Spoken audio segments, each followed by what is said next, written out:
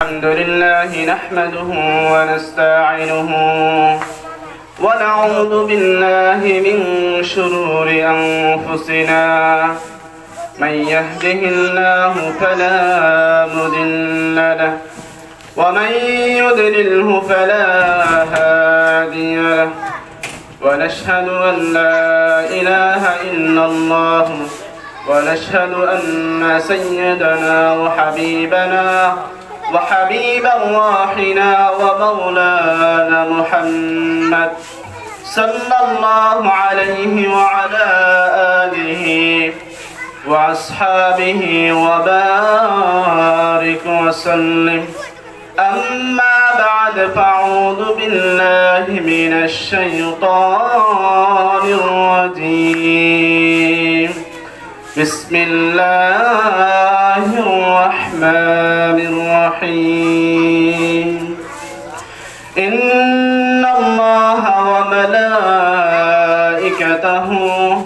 يصلون على النبي يا أيها الذين آمنوا صلوا عليه وسلموا تسليما. صلى الله وعلى محمد صلى الله عليه وسلم. صلى الله على محمد صلى الله عليه وسلم. فمحمدنا هو سيدنا هو خاتم النبيين. صلى الله وعلى محمد صلى الله عليه وسلم. صلى الله على محمد صلى الله عليه وسلم. আলহামদুলিল্লাহ, আল্লাহ রাব্বুল আলামিনের দরবারে লাখ কোটি শুকরিয়া ও সুজুদ। যে মহান মুনিব, যে মহান রব্বুল আলামিন, যে রব্বে কাবা আজকে একটি পবিত্র মজলিসে, পবিত্র সমাবেশে আল্লাহ রাব্বুল আলামিন আমাদেরকে সুস্থতার সহিত আল্লাহ রাব্বুল আলামিনের কোরআন ও হাদিসের আলোকে কিছু কথা শোনার এবং বলার তৌফিক এনায়েত করেছেন। এজন্য আমরা সকলে কালিমাতুশ শুকরিয়া আদায় করে সকলে বলি আলহামদুলিল্লাহ। সাথে সাথে স্মরণ করুন মানবতার মুক্তির দিশারি হযরত মুহাম্মদ মুস্তাফা সাল্লাল্লাহু আলাইহি সাল্লামের প্রতি সকলে সংক্ষেপে দুরূদ শরীফ পড়ুন সাল্লাল্লাহু আলাইহি ওয়াসাল্লাম। সম্মানিত হাজিরিন, আমাদের মগুয়া যুব সমাজ ও এলাকাবাসীর উদ্যোগে আজকের এই বিশাল অধিবেশনের সম্মানিত সভাপতি এবং সম্মানিত সেক্রেটারি, যারা এই মাহফিল ইন্তজামী কমিটি যারা এই মাহফিল আয়োজন করেছেন, সকলকে আন্তরিক মোবারকবাদ। সকলকে আমার ইসলামী সম্ভাষণ আসসালামু আলাইকুম ওয়া রাহমাতুল্লাহি ওয়া বারাকাতুহু। প্রিয় হাজিরিন, আসলে সময় সংক্ষিপ্ততার কারণে আমি আমার আলোচনার দিকে চলে যাইতেছি। এজন্য আমি আপনাদের সম্মুখে আজকে একটি গুরুত্বপূর্ণ বিষয় নিয়ে আলোচনা করব, যেটি আসলে আমাদের সকলের জানা অতীব জরুরি এবং খুবই একটি এসেনশিয়াল বিষয় এবং খুবই একটি সূক্ষ্ম একটি বিষয়, যেটি না জানলে আমাদের অনেক সময় আমাদের ঈমান চলে যাওয়ার মতো সম্ভাবনা থাকে। এজন্য আমি আপনাদের সম্মুখে আজকে ঈমান ভঙ্গের কারণ নিয়ে আলোচনা করব। আসলে আমরা ওযু চলে গেলে ওযু ভঙ্গের কারণ আমাদের জানা আছে বা সেটা আমরা জানি, নামাজ কি কারণে ভেঙে যায় সেটা আমরা জানি, কিন্তু কি কারণে, কি আমলের কারণে, কি বিষয়ের কারণে আমাদের ঈমান চলে যায়, এমন কিছু সূক্ষ্ম বিষয় রয়েছে যেগুলোর কারণে আমার ঈমান চলে যেতেছে, কিন্তু আমরা সেটা উপলব্ধি করতে পারি না। এজন্য আমি আপনাদের সম্মুখে আজকে ঈমান ভঙ্গের প্রায় 10টি কারণ উলামায়ে কেরাম উল্লেখ করেছেন, তার মধ্যে আমি সংক্ষেপে যতটুকু পারি আলোচনা করব। মা তাওফীকি ইল্লা বিল্লাহ। সম্মানিত হাজিরিন, আল্লাহ রাব্বুল আলামিনের গুরুত্বপূর্ণ একটি বিষয় হচ্ছে তার ইবাদতের ক্ষেত্রে কাউকে শিরক না করা। ঈমান ভঙ্গের অন্যতম একটি কারণ হচ্ছে আশিরকু ফি ইবাদাতিল্লাহ, ইবাদতের ক্ষেত্রে আল্লাহ রাব্বুল আলামিনের সাথে শিরক করা। আসলে শিরক মানে কি? শিরক হচ্ছে অংশীদারিত্ব স্থাপন করা, অর্থাৎ ইবাদত সমস্ত উল্লেখযোগ্য সমস্ত ইবাদত বন্দেগী যত আমল আছে, যত কাজকর্ম আছে, সবকিছুর একমাত্র হকদার একমাত্র মালিক হচ্ছে আল্লাহ রাব্বুল আলামিন। কিন্তু দুনিয়া আল্লাহ রাব্বুল আলামিনকে বাদ দিয়ে অন্য কোনো মানুষ, অন্য কোনো দেব দেবী, অন্য কোনো মানুষের সন্তুষ্টির জন্য যদি আমরা ইবাদত করি তাহলে সেটাই শিরকের পর্যায়ে চলে যায়। সম্মানিত হাজিরিন, এই শিরকের ভয়াবহতা সম্পর্কে আল্লাহ রাব্বুল আলামিন পবিত্র কালামুল্লাহ শরীফের মধ্যে বলেন, বিসমিল্লাহির রাহমানির রহিম। আল্লাহ রাব্বুল আলামিন বলেন, ওয়ালা তাজআল মা'আল্লাহি ইলাহান আখার ফাতুলকা ফি জাহান্নামা মালুমান মাদহুরা। আল্লাহ রাব্বুল আলামিন তার পবিত্র কালামুল্লাহ শরীফের মধ্যে উল্লেখ করেন, ওয়ালা তাজআল মা'আল্লাহি ইলাহান আখার।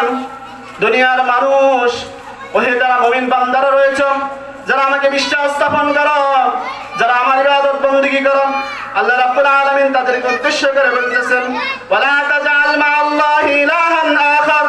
তোমরা আল্লাহ রাব্বুল আলামিনের সাথে ইবাদত বন্দেগীর ক্ষেত্রে কোনো অপস্য বানিও না, কোনো ইলাহ বানিও না। আর যদি কোনো মানুষ, কোনো মুমিন বান্দা আল্লাহ রাব্বুল আলামিনের সাথে সম্পৃক্ত করে ইবাদতের ক্ষেত্রে, যে কোনো আমলের ক্ষেত্রে আল্লাহ রাব্বুল আলামিনের যদি কোনো সম্পৃক্ত করেন, আল্লাহ রাব্বুল আলামিনের সাথে সাথে বলে দিয়েছেন, ফাতুলকা, আল্লাহ রাব্বুল আলামিন তাকে নিক্ষেপ করবেন ফি জাহান্নামা, জাহান্নামের মধ্যে, মালুমান মাদহুরা, বিতাড়িত এবং অপদস্থ অবস্থা আল্লাহ রাব্বুল আলামিন তাকে জাহান্নামে নিক্ষেপ করবেন। বলেন না নাউযুবিল্লাহ। সম্মানিত হাজিরিন, তাহলে এই আয়াতের মাধ্যমে আমরা বুঝতে পারলাম, কোন ব্যক্তি যদি আল্লাহ রাব্বুল আলামিনের সাথে শিরক করেন, আল্লাহ রাব্বুল আলামিনের সাথে যদি অংশীদারিত্ব করেন, তাহলে আল্লাহ রাব্বুল আলামিন তাকে জাহান্নামের মধ্যে শুধু নিক্ষেপ করবেন না, বিতাড়িত, লাঞ্ছিত, অপদস্থ অবস্থা আল্লাহ রাব্বুল আলামিন তাকে নিক্ষেপ করবেন। আল্লাহ রাব্বুল আলামিনের শিরকের গুনাহ কত ভয়াবহতা এই সম্পর্কে আসলে আমরা সকলে জানি। ক্যান্সারের অ্যানসার আছে, কিন্তু এই শিরকের কোনো অ্যানসার নাই। আল্লাহ রাব্বুল আলামিন মুমিন বান্দার সমস্ত গুনাহ মাফ করে দেন তিনি চাইলে, কিন্তু এই শিরকের গুনাহ আল্লাহ রাব্বুল আলামিনের সাথে যে ব্যক্তি শিরক করবে, আল্লাহ রাব্বুল আলামিনের সাথে যে অংশীদারিত্ব করবে, আল্লাহ রাব্বুল আলামিন তখন তাকে ক্ষমা করবেন না। আল্লাহ রাব্বুল আলামিনের শিরকের ভয়াবহতা সম্পর্কে তার রাসূলদেরকে, তার নবীদেরকে সতর্ক করে বলেন, ফালা তাদউ মা'আল্লাহি ইলাহান আখার, ফালা তাদউ মা'আল্লাহি, হে নবী, ফালা তাদউ মা'আল্লাহি ইলাহান আখার। আপনি আপনার রবের সাথে, আপনি আপনার আল্লাহর সাথে, আপনার প্রভুর সাথে কাউকে আহ্বান করিয়েন না, কাউকে ডাকিয়েন না। ফাতাকুনা মিনাল মুআযযিবিন। যদি আল্লাহ রাব্বুল আলামিনের সাথে আপনি কাউকে অংশীদারিত্ব করেন, আল্লাহ রাব্বুল আলামিনের সাথে যদি আপনি কাউকে ডাকেন, তাহলে আল্লাহ রাব্বুল আলামিন আপনাকে কঠিন কঠিন থেকে কঠিনতর শাস্তির নিক্ষেপ করবেন। দেখেন সম্মানিত হাজিরিন, প্রিয় উপস্থিতি, আল্লাহ রাব্বুল আলামিন শুধু মুমিন বান্দাদেরকে নয়, তার মুমিন, তার নবী রাসূলদেরকে পর্যন্ত এই শিরকের ব্যাপারে সতর্ক করে গিয়েছে।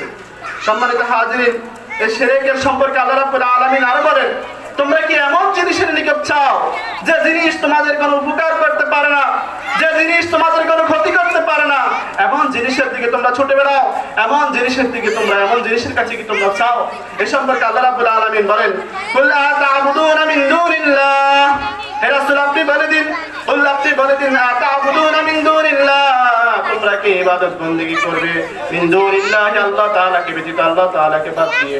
তোমরা কি এমন কোন উপাস্যের ইবাদত বন্দেগী করবে, তোমরা এমন কোন মাবুদের ইবাদত বন্দেগী করবে আল্লাহ রাব্বুল আলামিনকে বাদ দিয়ে, মা লা ইয়ামলিকু দাররান ওয়ালা নাফআন, যে জিনিস তোমাদের কোনো উপকার করতে পারে না এবং যে জিনিস তোমাদের কোনো ক্ষতি করতে পারে না, সেই জিনিসের প্রতি কি তোমরা ছুটে বেড়াবে, সেই জিনিসের প্রতি কি তোমরা ইবাদত বন্দেগী করবে? এরপর আল্লাহ রাব্বুল আলামিন বলেন, আল্লাহু হুয়াস সামিউল আলিম।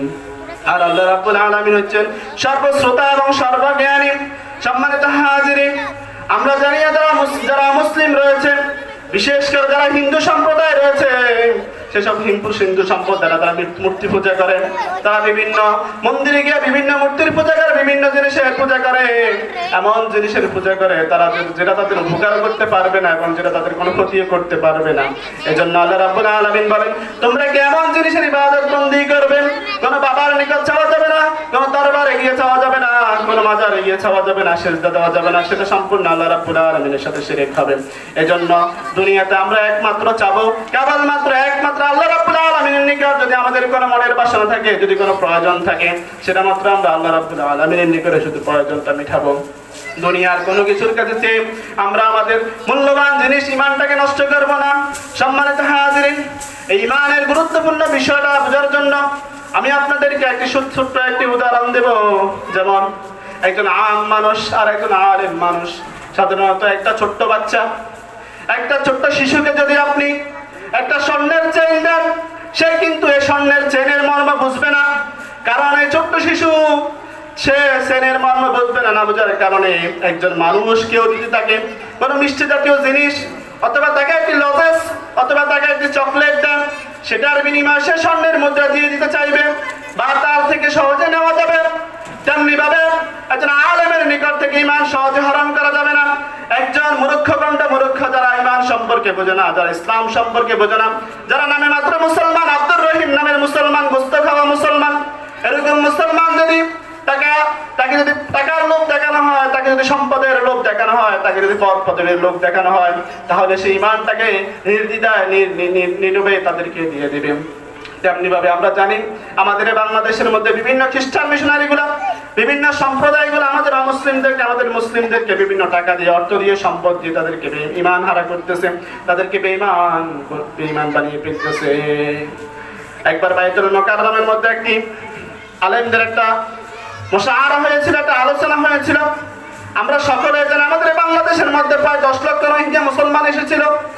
একজন আলেম নিজের চাক্ষুষ দেখা তিনি বর্ণনা করেছিলেন, যখন মিয়ানমার থেকে মুসলমানরা এসেছিল, একজন মা, একজন নারী গর্ভবতী ছিল, কিন্তু তার গর্ভবতী থাকা অবস্থায়ও সে ওই মহিলা যখন রাস্তা দিয়ে হেঁটতেছিল, তখন সে তার এত কষ্ট হওয়ার পরেও তার চেহারা কেউ দেখতে পায় নাই, তার চেহারা কেউ দেখতে পায় নাই। কিন্তু আজকে 10 লক্ষ মুসলমান, 10 লক্ষ রোহিঙ্গার মধ্যে আপনি যদি খুঁজে বেড়ান, 10,000 রোহিঙ্গা মুসলমান পাওয়া যাবে না। তাদের মূল কারণ হচ্ছে খ্রিস্টান মিশনারিগুলা বিভিন্ন টাকা পয়সা দিয়ে তাদেরকে অমুসলিম বানিয়ে ফেলছে। এরপরে রাসূল আকরাম সাল্লাল্লাহু আলাইহি ওয়াসাল্লাম এই শিরকের ভয়াবহতা সম্পর্কে রাসূল আকরাম সাল্লাল্লাহু আলাইহি ওয়াসাল্লাম বর্ণনা করেন, লানাল্লাহু মান লানা ওয়ালিদাহু। রাসূল আকরাম সাল্লাল্লাহু আলাইহি ওয়াসাল্লাম বলেন, লানাল্লাহু, রাসূল আকরাম সাল্লাল্লাহু আলাইহি ওয়াসাল্লাম কয়েক ব্যক্তিকে লানত দেন, কয়েক ব্যক্তির উপর আল্লাহ রাসূল সাল্লাল্লাহু আলাইহি ওয়াসাল্লাম অভিশাপ দেন। তাদের মধ্যে এক নম্বর হচ্ছে লানাল্লাহু মান লানা ওয়ালিদাহু, যারা তাদের পিতামাতাকে লানত দেয়। অর্থাৎ এমন সন্তান অনেক রয়েছে, দেখবেন অনেক সন্তান রয়েছে যারা তাদের পিতামাতাকে বিভিন্নভাবে অভিশাপ দেয়, পিতামাতাকে লানত দেয়, পিতামাতাকে বিভিন্ন কটূক্তি করে, পিতামাতাকে বিভিন্ন অভিশাপ দিয়ে গজব দেয়। রাসূল আকরাম সাল্লাল্লাহু আলাইহি ওয়াসাল্লাম বলেন, তাদের উপর আল্লাহর লানত। বলেন না নাউযুবিল্লাহ। এরপরে 2 নম্বর রাসূল আকরাম সাল্লাল্লাহু আলাইহি ওয়াসাল্লাম বলেন, ওয়ালানাল্লাহু মান যাবাহা লিগাইরিল্লাহ, ওয়ালানাল্লাহু, তাদের উপর আল্লাহর লানত, তাদের উপর আপনার অভিশাপ। যারা আল্লাহ ব্যতীত অন্য কিছুর নামে, অন্য কোন জিনিসের নামে জবাই করে, তাদের উপর আল্লাহর লানত। এরপর রাসূল আকরাম সাল্লাল্লাহু আলাইহি ওয়াসাল্লাম 3 নম্বরে বলেন, ওয়ালানাল্লাহু মান আওয়া মুহাদ্দিসান, রাসূল আকরাম সাল্লাল্লাহু আলাইহি ওয়াসাল্লাম বলেন 3 নম্বরে ওই সমস্ত ব্যক্তির উপর আল্লাহর লানত যারা ইসলামের মধ্যে কোরআন হাদিস সমর্থন না, এমন কোন বেদাত, এমন কোন নব আবিষ্কৃত কোন জিনিস যদি সৃষ্টি করে, তাদের উপর আল্লাহর লানত।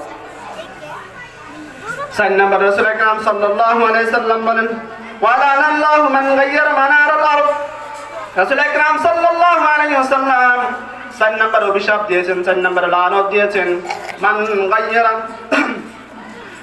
গায়্যারা মানারাল আরদ, যারা জমির সীমানা, জমির লাইন পরিবর্তন করে, তাদের উপর আল্লাহর লানত। হাদিসের মধ্যে রাসূল আকরাম সাল্লাল্লাহু আলাইহি ওয়াসাল্লাম কয়েকটা জিনিসের প্রতি অভিশাপ দিয়েছেন। তার 1 নম্বর হচ্ছে কি, যারা পিতামাতাকে কি দেয়, অভিশাপ দেয়, পিতামাতাকে লানত দেয়। আল্লাহ রাসূল সাল্লাল্লাহু আলাইহি ওয়াসাল্লাম তাদেরকে অভিশাপ দিয়েছেন, তাদেরকে লানত দিয়েছেন। 2 নম্বর হচ্ছে যারা আল্লাহ ব্যতীত অন্য কোনো জিনিসের নামে গরু জবাই করে, অন্য কোনো জিনিসের নামে কোনো প্রাণী জবাই করে, তাদের উপর আল্লাহর লানত। 3 নম্বর হচ্ছে ইসলামের মধ্যে কোরআন হাদিস সমর্থন নয় এমন কোন নব আবিষ্কৃত বিষয় যদি আবিষ্কার করে, তাদের উপর আল্লাহর লানত। 4 নম্বর হচ্ছে যে ব্যক্তি জমির সীমানা পরিবর্তন করে, দেখবেন হাতের মধ্যে তাসবিহ আছে, নামাজ 5 ওয়াক্ত পড়ে, হাদি সাহেব, কিন্তু অন্যের জমি লাইল ঠেলা আছে না নাই? আছে। এই সমস্ত ব্যক্তিদের উপর রাসূল আকরাম সাল্লাল্লাহু আলাইহি ওয়াসাল্লাম তাদের উপর লানত দিয়েছেন। এই শিরকের ভয়াবহতা সম্পর্কে রাসূল আকরাম সাল্লাল্লাহু আলাইহি ওয়াসাল্লাম আর বলেন, মান মাতা ওয়া হুয়া ইয়াদউ মিন দুনিল্লাহি নিদ্দান দাখালান নার। রাসূল আকরাম সাল্লাল্লাহু আলাইহি ওয়াসাল্লাম বলেন, মান মাতা, যে ব্যক্তি মৃত্যুবরণ করলো, ওয়া হুয়া ইয়াদউ মিন দুনিল্লাহ, এমত অবস্থা সে আল্লাহ ব্যতীত অন্য কোন ব্যক্তিকে ডাকছে, অন্য কোন ব্যক্তির আহ্বান করেছিল, অন্য কোন জিনিসের ইবাদত বন্দী করেছিল, দাখালান নার, তাহলে সে জাহান্নামে প্রবেশ করবে। অর্থাৎ কোন ব্যক্তি আল্লাহ ব্যতীত অন্য কোন জিনিসের ইবাদত বন্দেগী করা অবস্থায় সে মৃত্যুবরণ করলো, তাহলে সে জাহান্নামে প্রবেশ করলো। বলেন না নাউযুবিল্লাহ। সম্মানিত হাজিরিন, তাহলে এতক্ষণ আমরা ঈমান ভঙ্গের এক নাম্বার কারণ জানতে পারলাম, আশিরকু ফি ইবাদাতিল্লাহ, আল্লাহর সাথে শিরক করা, আল্লাহর ইবাদত বন্দেগীর সাথে শিরক করা। আমরা সকলে জানি লোকমান হাকিম, যার উপদেশগুলো আল্লাহ রাব্বুল আলামিন কোরআনে কারীমের মধ্যে এসেছিলেন সূরা লোকমানের মধ্যে লোকমান হাকিম তার সন্তানকে উপদেশ দিতে গিয়ে বলেন, ইয়া বুনাইয়া লা তুশরিক বিল্লাহ ইন্না শিরকা লা যুলমুন আযীম। হে আমার সন্তান, হে আমার বৎস, লা তুশরিকু বিল্লাহ, তুমি আল্লাহর সাথে কাউকে শিরক করো না। ইন্না শিরকা লা যুলমুন আযীম, নিশ্চয়ই শিরকটা হচ্ছে অনেক বড় জুলুম, অনেক বড় অন্যায়। প্রিয় উপস্থিতি, এরপর ঈমান ভঙ্গের 2 নম্বর কারণ হচ্ছে আল্লাহ রাব্বুল আলামিন ব্যতীত অন্য কোন জিনিসের নিকট শাফাআত করা, অন্য কোন জিনিসের নিকট নির্ভরশীল হওয়া, অন্য কোন জিনিসের প্রতি তাওয়াক্কুল করা, এটাও একটা ঈমান ভঙ্গের 2 নম্বর কারণ। আমরা অনেকেই মনে করি আমার রিজিক, আমার ব্যবসা বাণিজ্য, আমার চাকরি, আমার ব্যবসা, আমার পয়সা, আমার টাকা, সেগুলো আমাকে খাওয়ায়। আসলে আল্লাহ রাব্বুল আলামিন ব্যতীত কোন দুনিয়ার কোন জিনিস আমাকে ভক্ষণ করা সম্ভব নেই। এজন্য আল্লাহ রাব্বুল আলামিন, এজন্য ঈমান ভঙ্গের 2য় কারণ হচ্ছে আত-তাওয়াক্কুলু বিল্লাহ, আল্লাহ রাব্বুল আলামিনের উপর তাওয়াক্কুল করা। একবার মসজিদের নববীর মধ্যে হযরত ওমর রাদিয়াল্লাহু তাআলা আনহু একদল মুসলিমদেরকে দেখতে পেলেন, তারা ইবাদত বন্দেগীর মধ্যে লিপ্ত রয়েছে বারান্দার মধ্যে। হযরত আমিরুল মুমিনিন ওমর রাদিয়াল্লাহু তাআলা আনহু তাদেরকে উদ্দেশ্য করে বললেন, তোমরা এখানে কি করো? তারা বলল, আমরা এখানে ইবাদত বন্দেগী করতেছি, আমরা এখানে আল্লাহ রাব্বুল আলামিনের শুকরিয়া আদায় করতেছি। তখন আমিরুল মুমিনিন বললেন, আচ্ছা তোমরা যদি এখানে থাকো, তোমাদেরকে খাওয়ায় কে? তখন ওই সম্প্রদায় বলল, আমরা সারাদিন এখানে ইবাদত বন্দেগী করি, মানুষ আমাদেরকে এখানে এসে খাবার দিয়ে যায়। তখন তারা বলল, আমরা আল্লাহর উপর তাওয়াক্কুল করি, আল্লাহ রাব্বুল আলামিন আমাদেরকে খাবার দিয়ে যায়। তখন আমিরুল মুমিনিন বললেন, তোমরা তো আসলে আল্লাহর উপর তাওয়াক্কুল করো না, তোমরা তাওয়াক্কুল করেছো আর তাওয়াক্কুল বিন নাস, মানুষের উপর তোমরা তাওয়াক্কুল করেছো, মানুষ তোমাদেরকে খাবার দিয়ে যাবে, এজন্য তোমরা এখানে বসে বসে জিকির আজকার করো। এজন্য সম্মানিত উপস্থিতি, হাদিসের মধ্যে এসেছে রাসূল আকরাম সাল্লাল্লাহু আলাইহি ওয়াসাল্লাম বলেন, কোন মুমিন বান্দা যদি আল্লাহ রাব্বুল আলামিনের উপর পরিপূর্ণ তাওয়াক্কুল করে, পরিপূর্ণ বিশ্বাস রাখে, পরিপূর্ণ ভরসা রাখে, তাহলে আল্লাহ রাব্বুল আলামিন একটি ছোট্ট পাখি সকাল বেলায় বাসা থেকে সে খালি পেটে বের হয়, সন্ধ্যা বেলায় আবার সে ভরা পেটে ফিরে আসে। তেমনি ভাবে আল্লাহ রাব্বুল আলামিন যদি চান একজন বান্দাকে, সে যদি আল্লাহ রাব্বুল আলামিনের উপর পরিপূর্ণ তাওয়াক্কুল করে, তাহলে আল্লাহ রাব্বুল আলামিন তাকে যেভাবে একটি পাখিকে আল্লাহ রাব্বুল আলামিন রিজিকের ব্যবস্থা করে দিয়েছেন, তেমনি আল্লাহ রাব্বুল আলামিন তার মুমিন বান্দাকে রিজিকের ব্যবস্থা করে দিবেন। আমরা সকলে জানি পৃথিবীর মধ্যে সবচেয়ে বড় পানি হচ্ছে নীলতিমি। এক একটা নীলতিমির দৈর্ঘ্য, এক একটা নীলতিমির ওজন হচ্ছে প্রায় 80 থেকে 100 টন। এক একটা নীলতিমি দৈনিক 10 থেকে 8 টনের মতো খাবার সে গ্রহণ করে, এবং এক একটা নীলতিমি সে যখন বাচ্চা প্রসব করে, যে বাচ্চাটা প্রসব করে সেটা প্রায় 8 থেকে 10 টন ওজন হবে। এবং এক নীলতিমিগুলো সাধারণত মানুষের মতো সন্তান প্রসব করে, এবং মানুষের মতো ফুসফুসের মাধ্যমে তারা অক্সিজেন নিয়ে থাকে, শ্বাস প্রশ্বাস নিয়ে থাকে। এই দেখেন, তাহলে আল্লাহ রাব্বুল আলামিন যদি পৃথিবীর সবচেয়ে বড় প্রাণী যে পানি নীলতিমি দৈনিক 5 থেকে 10 টন খাবার যদি আল্লাহ রাব্বুল আলামিন ওই নীলতিমিকে খাওয়াইতে পারেন, আর আমি আর আপনি মানুষ কতটুকুই আমরা খাই, আল্লাহ রাব্বুল আলামিনের উপর যদি আমরা পরিপূর্ণ তাওয়াক্কুল করি, তাহলে আল্লাহ রাব্বুল আলামিন তেমনি ভাবে আমাদেরকে রিজিকের ব্যবস্থা করে দিবেন, আমাদেরকে আল্লাহ রাব্বুল আলামিন তেমনি ভাবে আমাদের রিজিকের ফয়সালা করে দিবেন। সম্মানিত হাজির, এরপরে ঈমান ভঙ্গের 3 নম্বর কারণ হচ্ছে কোন মুশরিক, কোন কাফেরকে অনেক সময় দেখবে আমরা অনেক মানুষ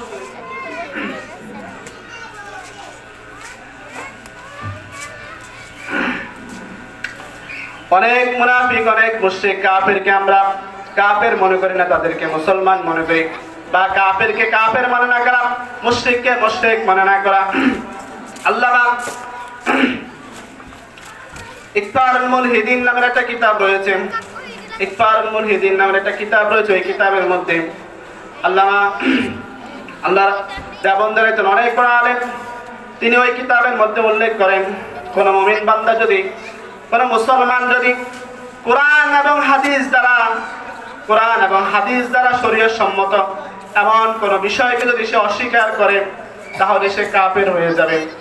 আর সমস্ত পৃথিবীর আইম্মায়ে কেরামের মত হচ্ছে, ইসলামের জরুরতে কোনো বিষয় যদি কোনো মুসলমান অস্বীকার করে, তাহলে সে কাফের হয়ে যায়। আর ইমাম আযম আবু হানিফা রাহিমাহুল্লাহ তাআলার মত হচ্ছে, কোরআন হাদিস দ্বারা সাব্যস্ত এমন কোন বিষয় যদি কোনো মুসলমান অস্বীকার করে, তাহলে সে কাফের হয়ে যায়। এই ইকফারুল মুলহিদিন নামক কিতাবের মধ্যে তিনি উল্লেখ করেন, রাসূল আকরাম সাল্লাল্লাহু আলাইহি সাল্লাম লাউ খেতে পছন্দ করতেন।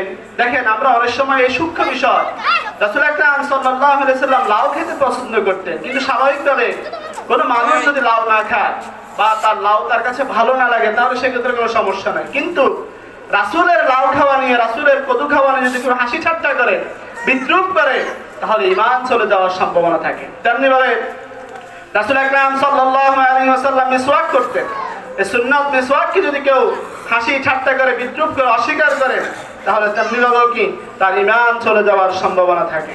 সম্মানিত হাজিরিন, আসলে এই ঈমান একজন মুমিনের সর্বপ্রথম পরিচয়, তার আইডেন্টিফাই হচ্ছে তার ঈমান। কিন্তু আমরা আসলে, বিশেষ করে আমরা যারা মুসলমান রয়েছি, আমাদের বাপ দাদারা মুসলমান, আমরা সেই সূত্রে মুসলমান, আমরা আমাদের নামের কারণে মুসলমান, কিন্তু আমরা মনে করি ঈমানটা মনে হয় সীসা ডালা পাথরের ন্যায়, এটা একবার আনলে আর জীবনে ভঙ্গ হয় না। রাসূল আকরাম সাল্লাল্লাহু আলাইহি ওয়াসাল্লাম বলেছেন, কিয়ামতের অর্থাৎ শেষ জামানায় আমার মুমিন বান্দারা তারা সকালে তারা মুসলমান থাকবে, সকালে তারা মুমিন থাকবে, সন্ধ্যাবেলা তারা কাফের হয়ে যাবে।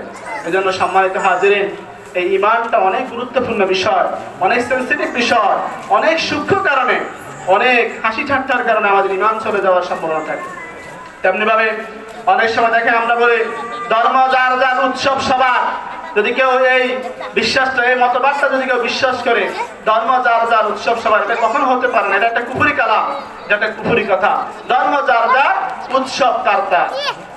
ইকফারুল মুলহিদিন নামক কিতাবের মধ্যে আসছে, যদি কোনো মুসলমানের বাচ্চা, যদি কোনো মুসলমানের সন্তান কোনো অগ্নি পূজা বা কোনো হিন্দুদের কোনো অগ্নি পূজায় গিয়ে বলে, অমুক বাড়ির অগ্নি পূজা বা অমুক বাড়ির পূজাটা অনেক সুন্দর হয়েছে, তাহলে সাথে সাথে তার ঈমান চলে যায়। নাউজুবিল্লাহ বলেন। অর্থাৎ কোন মুসলমান যদি শিরক দেখে, কুফরি দেখে, যদি সে তার অন্তরের মধ্যে মজা পায়, তার অন্তরের মধ্যে যদি তৃপ্তি পায়, তাহলে সাথে সাথে তার ঈমান চলে যাওয়ার সম্ভাবনা থাকে। সম্মানিত হাজিরিন, আসলে সময় সংক্ষিপ্ততার কারণে আমি আমার আলোচনা এখানে শেষ করতেছি। যতটুকু আলোচনা করেছি, আসলে পূর্ণাঙ্গ আলোচনা করতে গেলে দীর্ঘ সময়ের প্রয়োজন, যেহেতু সময় সংক্ষিপ্ত, বিশেষ করে শীতকালীন সময়, এই জন্য আমি আমার আলোচনাকে দীর্ঘায়িত করবো না। যতটুকু আলোচনা করেছি ভুল ত্রুটি ক্ষমা সুন্দর দৃষ্টিতে দেখবেন। আর সর্বোপরি আল্লাহ রাব্বুল আলামিন সর্বপ্রথম আমাকে এবং আপনাদেরকে আমল করার তৌফিক দান করুন। আমিন।